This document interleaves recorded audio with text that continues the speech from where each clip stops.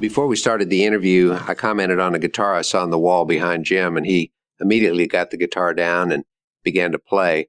And it's incredible how much my spirits were uplifted just hearing the sound of guitar music, a really old Bob Dylan song being sung at that point in time.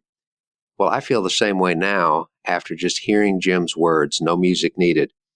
It's amazing. Sometimes when we think about a professional speaker, a motivational speaker, it's pretty easy to think that there's somebody up there saying, well, here's what I think you should do, just kind of prescribing and sending out good bits of news. But Jim has been through it. He's been through it in his life.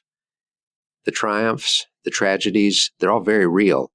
And the lessons that come out of that are so incredibly powerful. He used a phrase about betrayal in that former business arrangement that went so badly. He said it was a take my breath away betrayal. That to me is an example of a gut punch that, as he put it, it took a couple of years to get over. But he didn't spend those 2 years just wallowing. He spent those 2 years not being at his best, but working his way through it. He used a powerful phrase, and that is that emotional healing has its own time schedule.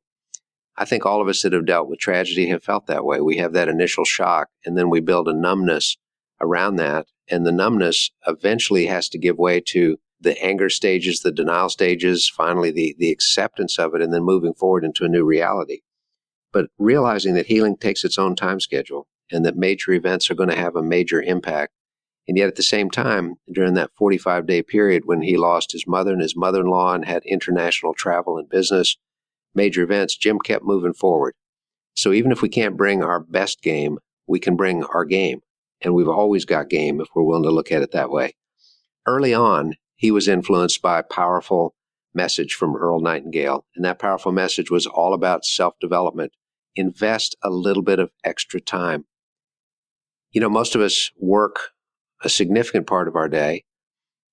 We don't work all of our day. Most of us work a significant number of weeks a year. We don't work all of the weeks a year. And one of the things that I'm challenged to do after listening to Jim is spend more time developing in an area that's important to me. In his case, he studied personal development. He was so moved by what Earl Nightingale had to say and was willing to put the time and the effort in. As he put it, he became hyper motivated, and it made all the difference.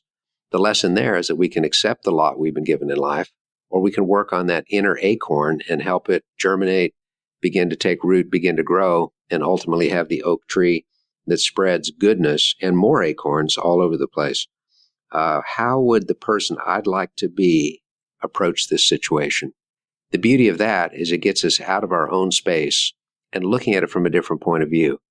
It puts us in the position of being an observer of ourselves. Well, if this person I'd like to be were in the situation, this is what he or she would do. And then it gives us an opportunity to move forward and do that. Jim is somebody that is modeling that. He's lived it. And above all, he's continuing to grow and put some great things into it. He said, when we're faced with discouragement, we're out of aces, we got no place else to turn, we don't know what to do anything. Just do it with intentionality. The randomness of just doing nothing at all is not constructive. Do anything, whatever that takes. Sometimes it's as simple as standing up, standing tall, shoulders back, shoulders blades touched together in the back, and breathing, and then saying, I'm breathing, and that's a start. And to realize that we can move forward from that with intentionality, and whatever it is that we do, to do it well. You know, one of the things that I've been blessed to learn from my wife, who's a yoga instructor, is that the importance of breathing is not so that we get oxygen into our system. It is the process and the discipline of being aware of our breathing. And that is an action that is a positive step followed by motion that makes a difference in what we do. So incredibly strong. Jim also reminded us about the importance of other people and other influences and other points of view. That if we limit ourselves to one set of inputs and one set of influences, we're never going to really grow. What that challenges me to do is to watch more than the news channel that I typically watch one that actually promotes the opposite point of view, because only then can I figure out what's deep down inside and what really that means. To spend time with different friends rather than the same ones, to spend time with people that aren't friends because they might become such. Well, these are all ways that we can move forward and that we can grow.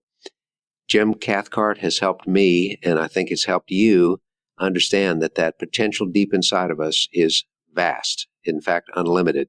And part of our challenge is to find out what's going to cause our own acorn to germinate move in the directions we want it to go. And I really appreciated him, and I appreciate all of you for being a part of this.